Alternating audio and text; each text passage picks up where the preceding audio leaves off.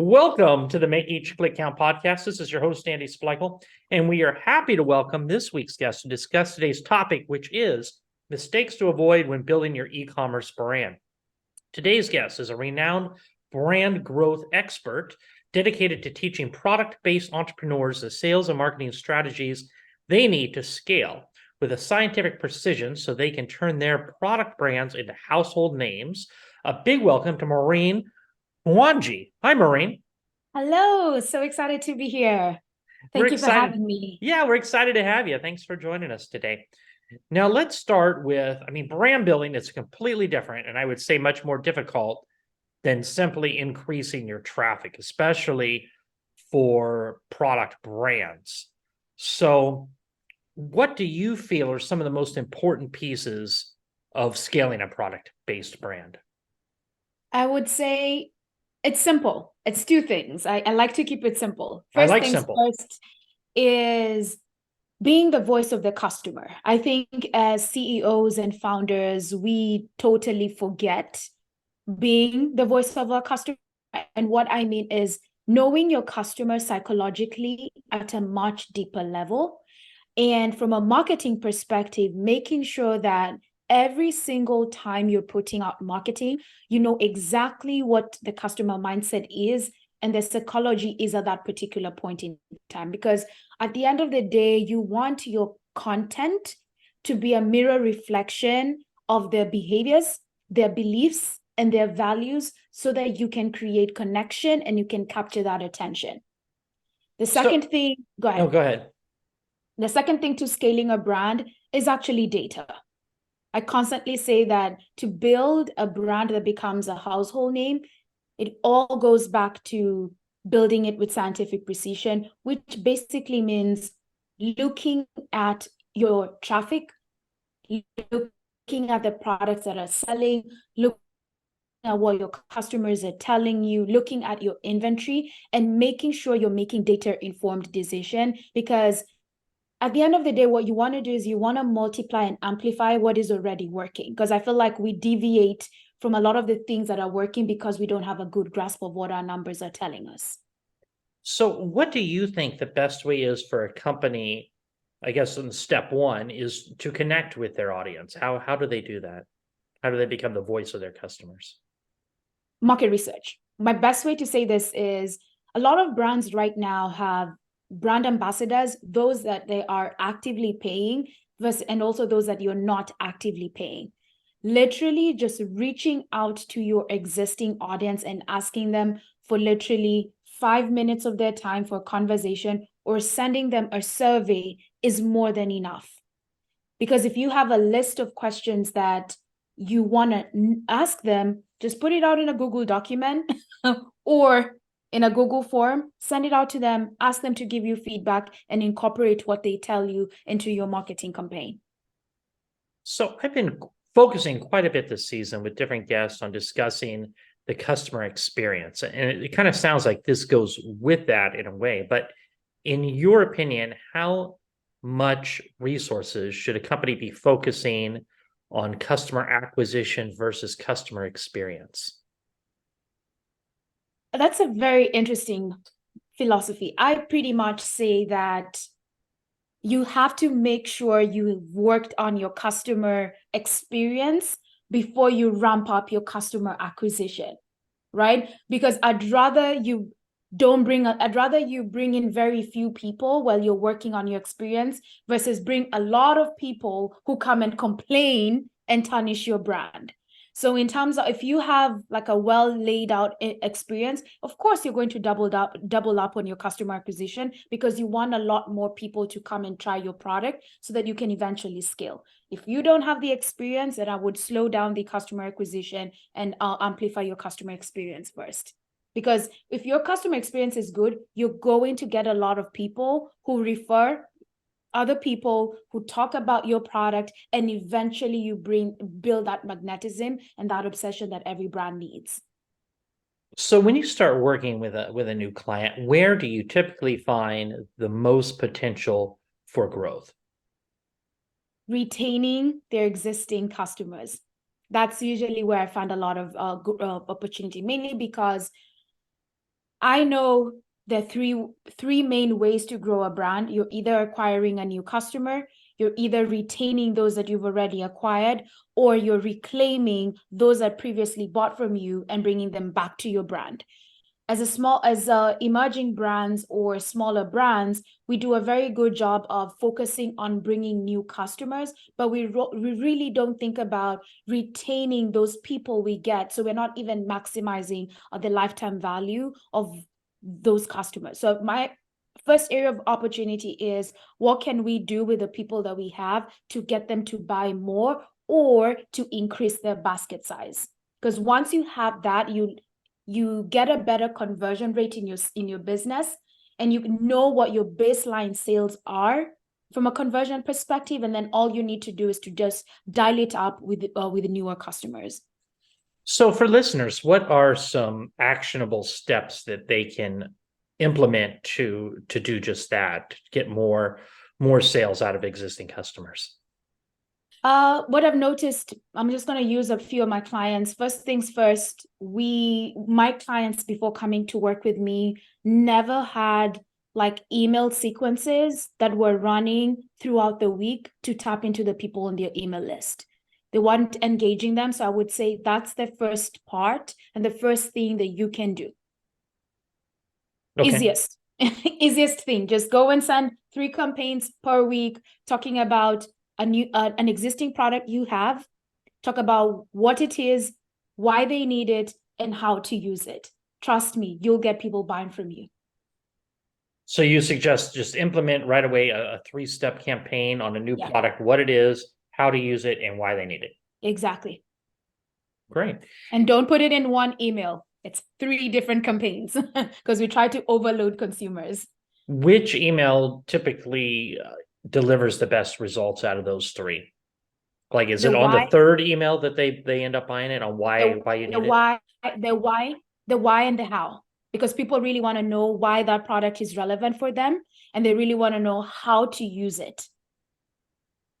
Now, speaking of new products, I mean, sometimes it can be tricky for a brand to add new products because it could cannibalize sales on an existing product. What are some of the common mistakes you see when a company adds a new product, and how can they avoid these? The biggest mistake I see when brands add new products is that they add new products within the existing category or the existing audience. If you really want to be successful with adding a new product, you want to make sure it's tapping into a different occasion or a different use case so that you can bring in a different type of audience that would buy that particular product. But at the same time, it's still complementing what you already have in your existing assortment. That to me is what people don't think about. Is it bringing a new household? Is it bringing an incremental customer? Because if it brings an incremental customer, it's not going to be highly cannibalistic because it's a different use case. Yeah, no, that makes sense. Do you have an example of a client you could share who did this? Yes, so I have a client who has been very successful in body care. So let me talk about, if you were to innovate in body care and you bring something that's highly cannibalistic, it would be launching a body wash and launching a cleanser or a moisturizer versus launching a skincare line. Right? Are you seeing those are 2 different segments? That's a different audience. So in this case, one client of mine ended up launching stepping into a new category, which is skincare, but also she decided to launch this skincare brand for a different market and for a different region. Got it. And was it successful? Super successful. Very, very successful. And what was the crossover? Was there crossover once they, you brought in some new clients, then okay. Yes, the crossover. So the body line is highly dedicated to people with extremely dry skin. The skincare line is also dedicated to people with dry skin. So the understanding here is, if a person has dry skin on their face, they love the product, then you'll just bring them back into your body care system and they can get your body care line that still also addresses dry skin if that's what they also have. So you can see a lot of synergies. Right. And I think Mhm. that is really the successful piece of launching a new product. So you're going Mhm. after a kind of a new market, but Yeah, once you get them, then you can cross-sell them into your existing product. exactly. So that's a great example. So I mean, everything's been changing, especially with AI over the last year. But I guess as somebody who's working with these emerging product brands on a regular basis, what do you see happening over the next 12 to 18 months, especially when it comes to AI? When it comes to AI, I see consumer demands and consumer behaviors changing drastically, mainly from what consumers expect from a brand. I think we've gotten to a point where technology has taken over, but we're longing for more. We're longing for authenticity. We're longing for connection. We're longing for integrity. If you're a business owner, I think you're going to be tasked with really connecting with your customer at a much deeper level and showing them your values, like that, them getting to know who you are, because the tech and the AI is taking away all of this. But at the end of the day, it's humans who buy these products, and it's humans who are seeking to connect with your brand. And you're going to have to give them what they want, right? Because for me, what I say is, at the end of the day, every brand wants a community. Without a community, you're not going to have consistent sales. Without a community, you're not going to become a household name. And the only way to build that community is to go the extra mile. And going the extra mile looks like, are you sharing your values? Are you authentic? Are you doing something candid, something personable? That's my perspective. So that's really interesting. So let's talk about that. You talk about building a community as the way to really become a household name with your product. What kind of community? I mean, you're not talking build a Facebook group, right? I mean, No, what do you mean by building a community? what I mean by building a community is I mean by building a loyal audience.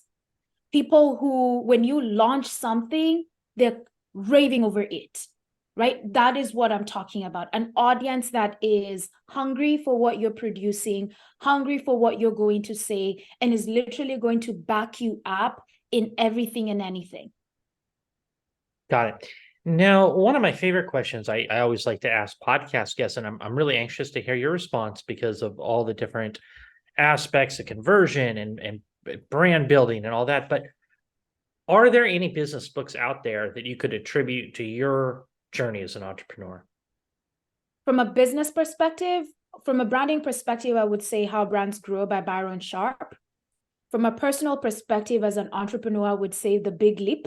That's been my favorite book, because as entrepreneurs, we do a very good job at not looking at our successes. And because when we don't look at our successes, we sabotage our success. And The Big Leap really brings awareness to when that is happening in your life. I would say those are my top two books that I would recommend for any entrepreneur that is looking to build a brand, but is also looking to create something bigger than themselves. Well, I haven't heard of either of those books, so thank you very much. I will have to add those to my reading list. Mhm. Now, let's talk about your agency for a little bit. What services are you offering your clients, and how does it help them scale their brands? I usually offer consulting and coaching. From a consulting perspective, I do work with entrepreneurs as a fractional CMO. What that looks like is I manage their marketing department, managing their team, managing their marketing calendar, managing their content that they're putting out, and ultimately building out their entire marketing strategy for the entire year. And we implement it as a team.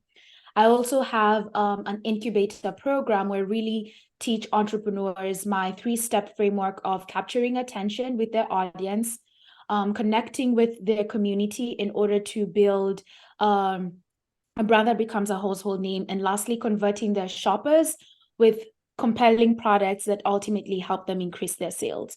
That's an incubator program that is a year long, and we really focus on helping you understand the basics of marketing, what you really need to do from an organic marketing perspective in order for you to set the foundation that will allow you to scale. And do you have a favorite success story of a client that you could share? I have a lot, but I feel like I really want to talk about this one because I think people think about if they're too old, then they're not, like their dreams are far away. And this client at the time of working with me was 67 years old, was launching a new emerging product. It was actually LED umbrellas. Yes, LED umbrellas, super cool. And she had never had an e-commerce business before. And the minute we started working together, I called myself the queen of helping people create product messaging that actually sells, because I feel like people really don't know what sells their product. And if you don't have a clear brand key message, it's impossible for you to sell. We designed that. She knew 100% that she did not want to be on social media and compete with everything that's happening on social media. So we developed a strategy for her to get into retail. And within 8 months, she got into retail in the US, and her umbrellas are literally in Myers. It's a retail store in the US, started off in Detroit, and she's now getting national distribution in the US. Oh, nice. Yes. Now, when you get a new client, what are some of the challenges you might face in helping them grow their business?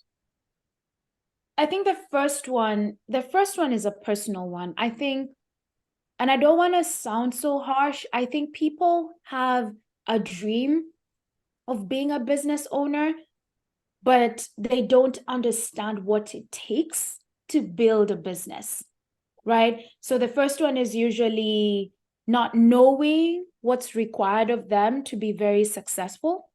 So that actually slows down the progress. And that looks like not feeling good enough, not feeling like they can stand out, especially now, the market is highly saturated. So a lot of people worry, what makes me unique? Like, why would somebody buy the product? And that literally sort of delays the progress. The second thing is people wanting things to go so fast. And my philosophy is when you want it to go very fast, it's actually going to go very slow. So if you just allowed it to take longer, the faster the success will become, because you'll actually set the foundation right. I feel like the desire to want to move fast makes you want to jump really to things that you shouldn't be doing, launching 10 different products, jumping on paid ads when you're not ready, hiring a team when you're not ready. I would actually say those are the two main things I see as the challenges. And why you? I mean, what makes Maureen and Startward Consulting stand out from others doing this? I would say the whole concept of building brands with scientific precision is pretty much our unique advantage. And also my experience with the larger brands allows me to really know how to create product messaging that sells.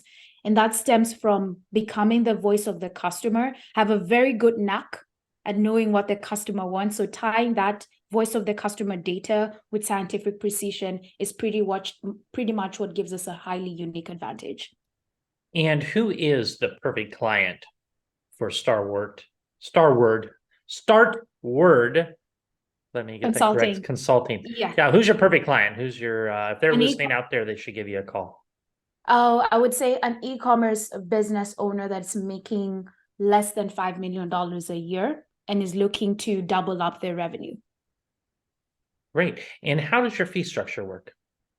My fee structure works in terms of the payment. It's like we decide on what the fee of the project would be, and I pretty much like to do it in equal installments. So if the contract is for a year long, we'll make the payment installments 12. If it's for 3 months, 3 months. Got it. And how can an interested listener learn more about working with you? The best way to learn more about working with me is to go on my website at www.startwardconsulting.com. Great. Well, this has been a lot of fun. Is there anything else you would like to add before we wrap it up today, Maureen? Not at all, Andy. All right. Well, thank you for joining us. Thank you. For listeners, remember, if you like this episode, please go to Apple Podcasts and leave us an honest review. And if you're looking for more information on Startward Consulting or connecting with Maureen, you will find the links in the show notes below. In addition, if you're looking for more information on growing your business, check out our podcast resource center available at podcast.makeeachclickcount.com. We have compiled all of our different past guests by show topic and included each of our contact information in case you would like more information on any of the subjects discussed during previous episodes. Well, that's it for today. Remember to stay safe, keep healthy, and happy marketing, and I'll talk to you in the next episode.